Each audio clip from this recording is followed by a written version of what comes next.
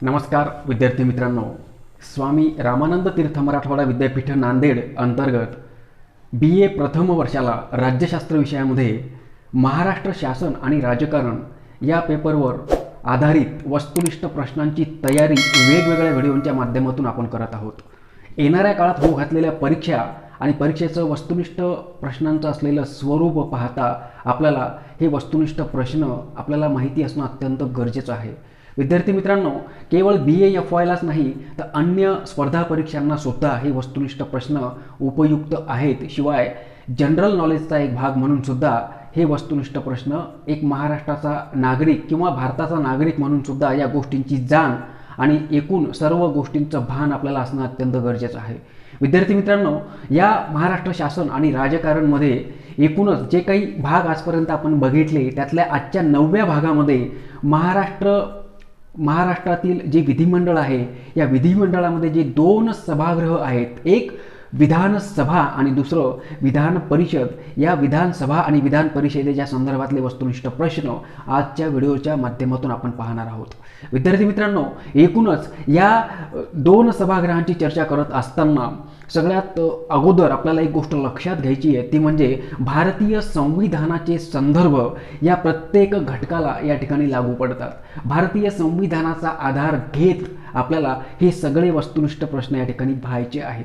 म्हणजे एकूणच भारतीय संविधानाचा विचार करत असताना भारतीय संविधानाच्या कलम 170 मध्ये भारतीय संविधानाच्या कलम 170 मध्ये स्पष्टपणे सांगितलेलं आहे की भारतामध्ये जितके घटक राज्य आहेत त्या सर्व घटक राज्यांसाठी एक विधानसभा सभागृह असेल असं स्पष्टपणे नमूद करण्यात आलेलं आहे.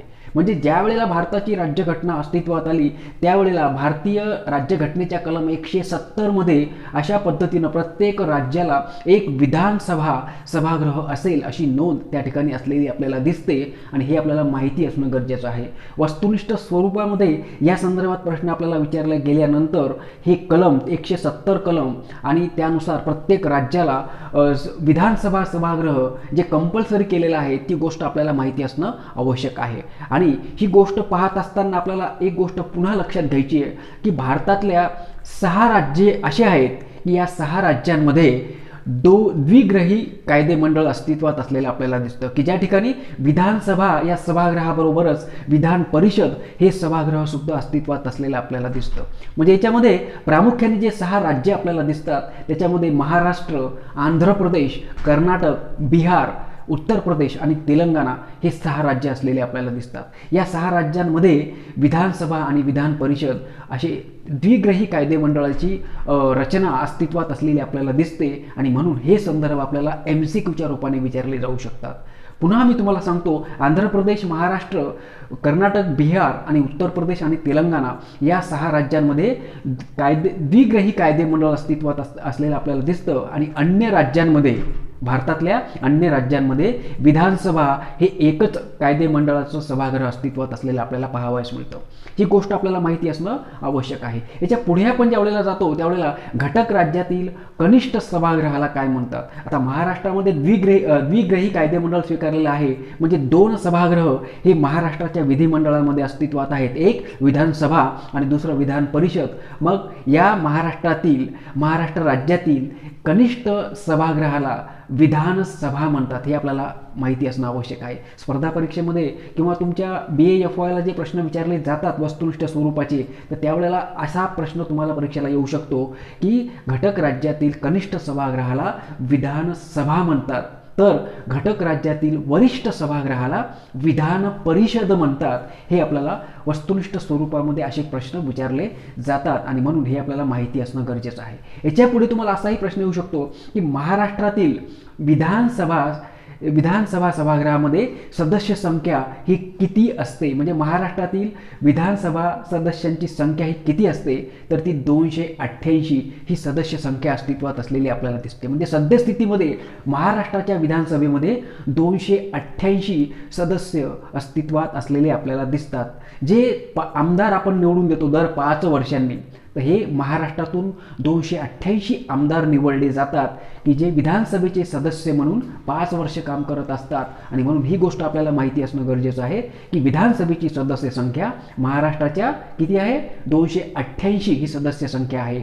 तर महाराष्ट्राच्याच विधान परिषदेची सदस्य संख्या किती असते, सद्यस्थितीला ती किती संख्या आहे, तर याचा विचार आपण ज्या वेळेला करतो त्यावेळेला महाराष्ट्राच्या विधान परिषदेची सदस्य संख्या ही 78 असलेली आपल्याला दिसते। 78 ही संख्या आपल्याला लक्षात ठेवणं गरजेचं आहे। म्हणजे विधानसभा 288 आणि विधान परिषद 78 अशा पद्धतीने महाराष्ट्राच्या या द्विग्रही कायदे मंडळाची रचना पाहत असतानाचे हे संदर्भ आपल्याला लक्षात ठेवणं गरजेचे आहेत। त्यानंतर विधानसभेचा जो कार्यकाळ आहे, विधानसभेचा कार्यकाळ हा 5 वर्षांचा असतो। विधानसभेचा कार्यकाळ हा 5 वर्षांचा असतो। विधान परिषद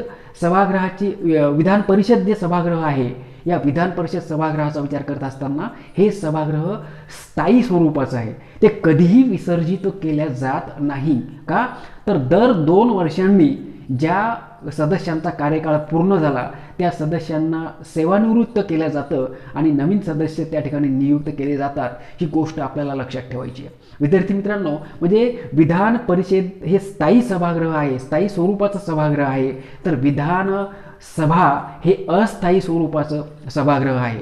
विधानसभा हे अस्थायी आहे, म्हणजे दर 5 वर्षांनी संपूर्ण विधानसभा सभागृह बरखास्त केलं जातं आणि नवीन सभागृहाची निर्मिती दर 5 वर्षांनी निवडणुकीच्या माध्यमातून त्या ठिकाणी होत असते। म्हणून हे संदर्भ आपल्याला अत्यंत महत्त्वाचे आहेत। विधानसभा सदस्यांचा जो काही कार्यकाळ आहे तो 5 वर्षांचा असतो आणि विधान परिषदेच्या सदस्यांचा कार्यकाळ हा 6 वर्षांचा असतो।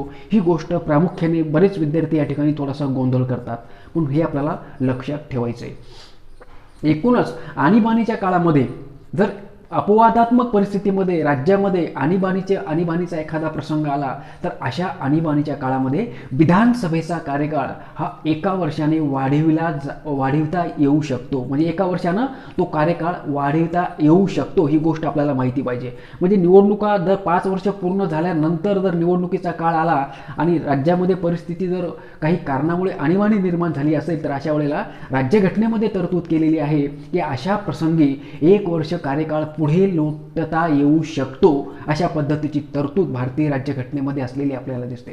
पुढे आपल्याला असाही प्रश्न परीक्षेमध्ये विचारला जाऊ शकतो की घटक राज्यातील जास्तीत जास्त जी काही राष्ट्रपती राजवट घटक राज्यामध्ये जर लागू केली तर ती राष्ट्रपती राजवट 3 वर्षापर्यंत चालू ठेवता येते। 3 वर्षाच्या पुढे ती चालू ठेवता येत नाही, म्हणजे 3 वर्षापर्यंत ती राष्ट्रपती राजवट चालू ठेवता येते। ही गोष्ट संवैधानिक संदर्भांचा आधार घेत आपल्याला या ठिकाणी लक्षात ठेवणं गरजेचं आहे। विद्यार्थी मित्रांनो, असाही प्रश्न परीक्षेला आपल्याला येऊ शकतो। हे सगळे संदर्भ पाहत असताना सैद्धांतिक वाचन गरजेचं आहे, संदर्भ ग्रंथांचं वाचन गरजेचं आहे, त्या माध्यमातून प्रभावीरित्या आपण वस्तुनिष्ठ प्रश्न तयार करू शकतो। ही गोष्ट मी तुम्हाला वारंवार सांगत आलेला आहे। विद्यार्थी मित्रांनो, पुढे आपल्याला असाही प्रश्न परीक्षेमध्ये येऊ शकतो की विधान परिषदेची कमीत कमी सदस्य संख्या किती असावी, या संदर्भातही संविधानामध्ये काही निकष घालून दिलेले आहेत की विधान परिषदेची सदस्य संख्या ही कमीत कमी 40 इतकी असावी, अशा पद्धतीचा संदर्भ विधान परिषदेच्या संदर्भात असलेला आपल्याला दिसतो। तर विधानसभेचा विचार आपण ज्या वेळेला करतो तर विधानसभेमध्ये कमीत कमी 60 सदस्य असावेत आणि जास्तीत जास्त 500 इतकी सदस्य संख्या असावी, अशा पद्धतीचे निकष या भारतीय संविधानामध्ये राज्याच्या कायदेमंडळाच्या संदर्भात घालून दिलेले आपल्याला या ठिकाणी दिसतात। आणि म्हणून या कायदेमंडळाच्या दोन्ही सभागृहांचा विचार करत असताना हे संदर्भ, हे निकष आणि संविधानातील तरतुदी आपल्याला लक्षात ठेवणं गरजेचे आहेत। विद्यार्थी मित्रांनो, पुढे आपल्याला असाही प्रश्न विचारला जाऊ शकतो, तो म्हणजे विधान परिषद निवडणूक लढविण्यासाठी उमेदवाराचं किमान वय हे 30 वर्षे असणं गरजेचं आहे। ज्या उमेदवाराचं वय 30 वर्ष आहे अशाच उमेदवाराला विधान परिषदेचा एक सदस्य म्हणून त्याची नियुक्ती या ठिकाणी केली जाऊ शकते। याच्या अन्य इतरही अटी आहेत की तो भारताचा नागरिक असावा, यासारख्या अनेक पात्रता की ज्या आपण यापूर्वी पाहिलेल्या आहेतच, तर त्याबरोबर वयाची अट सुद्धा आपल्याला लक्षात असणं गरजेचं आहे की विधान परिषदेचा संदर्भ पाहत असताना किमान वय हे 30 वर्ष असावं, हा संदर्भ या ठिकाणी स्पष्ट केलेला आपल्याला दिसतो। पुढे आपल्याला असाही प्रश्न येऊ शकतो की विधानमंडळाचे जे दोन्ही सभागृह असतात विधानसभा आणि विधान परिषद या विधानसभा आणि विधान परिषदेचं कामकाज चालू करण्यासाठी किमान सदस्य म्हणजे एकूण त्या संबंधित सभागृहामध्ये एकूण सदस्य जितके असतात त्यांच्या 10% सदस्य जरी सभागृहामध्ये उपस्थित असले तरी त्या सभागृहाचं कामकाज हे चालू केल्या जाऊ शकतं। ही गोष्टसुद्धा संवैधानिक दृष्टिकोनातून आपल्याला लक्षात ठेवणं गरजेचं आहे आणि म्हणून महत्त्वाचा प्रश्न होऊ शकतो। धन विधेयक जे मांडलं जातं ते विधानसभेमध्ये प्रस्तुत केल्या जातं, ही गोष्टसुद्धा आपल्याला MCQच्या रूपानं विचारल्या जाऊ शकते की धन विधेयक विधानसभेमध्ये प्रस्तुत केले जाते, ही गोष्टसुद्धा आपल्याला माहिती असणं आवश्यक आहे।